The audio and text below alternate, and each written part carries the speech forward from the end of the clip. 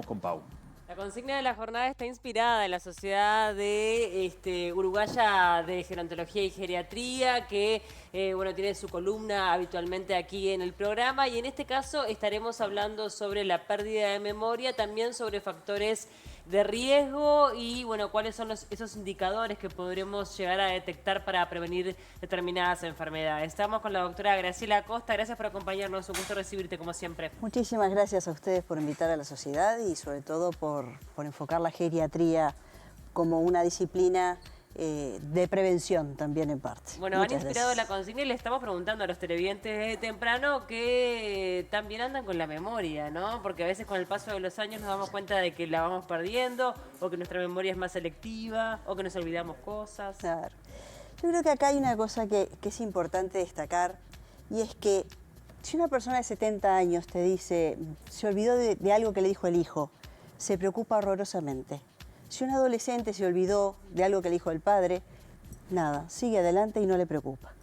Y a veces cargamos, me parece, el adulto mayor de quejas de memoria, de un problema de memoria, más que una queja, cuando quizás no lo haya.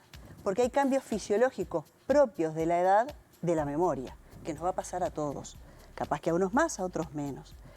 Pero más que enfocarnos en problema de memoria, yo quisiera enfocarnos quizás en lo que es la prevención de algunos factores que podrían provocar un trastorno de memoria severo en la vejez.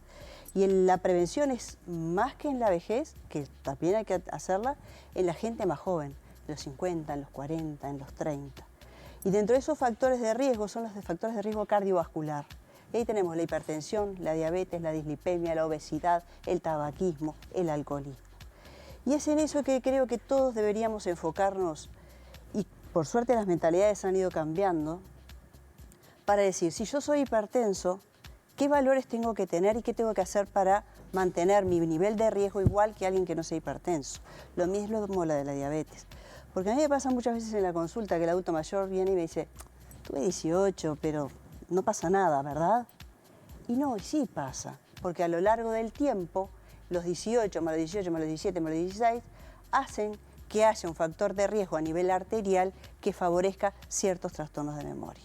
Entonces, creo que el enfoque es, si yo soy hipertenso o hipertensa, tengo que controlar esa hipertensión y no darla por hecho o como algo banal. Total, no tengo síntomas, pero la hipertensión es un mal amigo, porque no te avisa, y cuando te avisa es porque o hiciste un infarto, un accidente vascular o una encefalopatía vascular. Qué interesante este vínculo, que la verdad que no lo hacía de hipertensión con memoria, ¿no? Pero ¿qué otros linkeos podemos hacer? Porque recién te enfocás en hipertensión y ¿qué otras cosas también? Porque Claro, está buenísimo. cuando uno habla de factores de riesgo vascular son aquellas patologías que favorecen que haya un problema a nivel de las arterias, que favorecen a su vez o que haya problemas arteriales de las piernas o que infartes, y ahora nos vamos a enfocar solamente en el cerebro.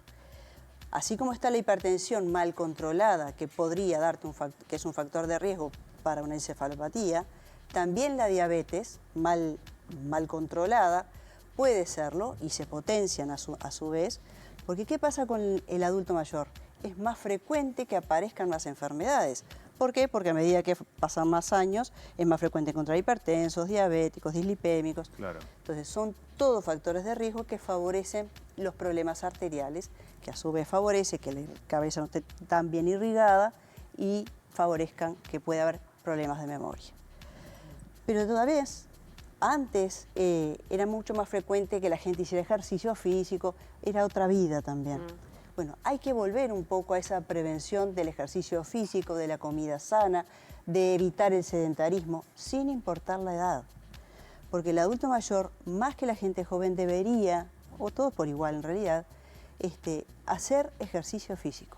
Que quizás obviamente no es hacer plinto ni correr carreras, pero sí el que puede correr, que corra. Pero el que no, que salga a caminar. El que puede caminar 10 cuadras, bien. Y el que puede una. ¿Por qué? Porque todo suma. Y si no puedo salir a caminar, hacer ejercicio físico en mi casa. Totalmente. Esta pérdida de memoria, entonces, ¿podría llegar a ser un indicador de otra enfermedad o es al revés? A través de una enfermedad que no está controlada, una de las consecuencias es la pérdida de memoria, o de repente cuando va la persona y dice, estoy perdiendo la memoria, no me acuerdo de nada. Bueno, controlemos que capaz que viene por acá. ¿Cómo es que lo manejan a nivel médico? No, cuando alguien viene por quejas de memoria, primero hay que ver si esa queja de memoria se traduce en una enfermedad de la memoria o es una simple queja. Bien, Porque no toda queja de memoria es enfermedad memoria. claro. Si bien todos hablamos del Alzheimer, hay otras encefalopatías, otros trastornos de memoria, otras enfermedades de la memoria que hacen que perdamos la memoria. Claro. Entonces, te diría que de todas las consultas que uno tiene, más de la mitad tienen algún ítem, no me acuerdo de nada, tengo quejas de memoria. Y no todas son enfermedad de la memoria. Entonces tú me dices, si viene por hipertensión, ¿eso es un indicador de problema de memoria? No. ¿Por qué? Porque una hipertensión bien controlada no tienes por qué tener un problema de Claro. memoria. La queja de memoria o el problema memoria es una enfermedad en sí misma. Alguna es una enfermedad en sí misma y otras tiene factores de riesgo que favorecen. Bien. ¿Me expliqué? Bien. Y ya que mencionas el tema del Alzheimer, porque también ahí obviamente que está como ese temor, sobre todo porque es una enfermedad que al día de hoy no tiene cura, que es degenerativa, también puede llegar a ser detectada de forma temprana. Sí, en realidad cuando alguien tiene síntomas ya importantes, la enfermedad empezó muchos años antes. ¿Por qué? Porque hay una alteración anatomopatológica del cerebro que empieza mucho antes. Entonces, cuando uno toma una paciente con una enfermedad de Alzheimer pura, porque hoy por hoy también el Alzheimer es el más frecuente, pero hay otras patologías de la memoria, uno debería ya empezar ahí a hacer prevención de lo que se viene. Y la prevención, volvemos siempre a los factores de riesgo. Si eres hipertenso, un buen control, porque si no favoreces mayor pérdida de memoria. Si eres diabético, un buen control. Si eres dislipémico, lo mismo. El ejercicio físico. Yo diría que cuando alguien tiene un problema de memoria, una enfermedad de memoria, haz 3 pilares de tratamiento. Uno es el ejercicio físico. Hoy en día está probado que el ejercicio mejora la memoria. El otro es la medicación, sí. Y el otro es usar la memoria. Claro. Usar la Hoy memoria comentábamos que es como un músculo, ¿no? Que lo podemos entrenar. podríamos decir, hacer un paralelismo con la musculatura. Claro. Tal cual. Si tú no usas un músculo, te fracturaste, estás con un yeso, sales con el brazo finito. En el cerebro sería igual. Uno tiene que estimular el cerebro en forma permanente. Y cuando hay un problema real de memoria, está probado que el estímulo cognitivo mejora mucho la sintomatología. Claro. Mejora la sagacidad, mejora la interrelación social. Y ahí también está la socialización de las personas mayores. Un gran problema que hubo en la pandemia, ustedes se acuerdan, que fue que al adulto mayor fue el último que, entre comillas, se dejó salir. Y eso generó que muchos tuvieran otros problemas, se dejaran de controlar, empezaron con problemas de salgo y tengo miedo, y la memoria. Dejamos de tener relaciones sociales y hubo un gran problema de la memoria. Que después, bueno, gracias por suerte, todo se ha ido mejorando y ya no es tan así. Pero la socialización y el estímulo cognitivo es vital. Sin duda. Claro. Esto que decías al comienzo, ¿no? Que cuando uno va envejeciendo, aparece, me olvidé tal cosa, pero que afecta también a gente joven, ¿no? Esto de la memoria. Y lo vinculo también hoy a las tecnologías, quizás también, que están, ¿no? Muy metidas, que hoy yo decía, no nos aprendemos los teléfonos, no sabemos más números, ¿no? Que han cambiado también los usos desde la parte social. Yo creo que ha cambiado, es más, yo a veces estoy con estudiantes muy jóvenes y entonces frente a una duda que uno antes iba a leer los libros y buscar, hoy en día y en 3 segundos te lo tienen al toque. Claro. Y sí, tienen otra sagacidad, otra rapidez, pero siempre se recurre a la tecnología. Claro. Y ahora con la inteligencia artificial ni te digo, porque hoy por hoy van a la inteligencia artificial y es mucho más fácil sacar las cosas. Pero creo que sí, el adulto mayor no es tan sagaz con la tecnología y es más de la vieja escuela, por decirlo de alguna manera. Y creo que en la parte de estímulo de la memoria también es importante. La tecnología sí, porque de hecho hay tecnología para el estímulo cognitivo, claro. Y otra parte en que la tecnología quizás no sea tanto y sea más la interrelación social. ¿Qué tipo de ejercicios, más allá de esto de la interacción social, que siempre además ustedes lo recomiendan y que sabemos que es un aspecto fundamental para tener una buena calidad de vida en todas las etapas de la vida, pero para los adultos mayores fundamentalmente? ¿qué otro tipo de estímulos podemos llegar a desarrollar en casa para favorecer la memoria y para, bueno, obviamente generar que este músculo, decirlo entre comillas, esté activo?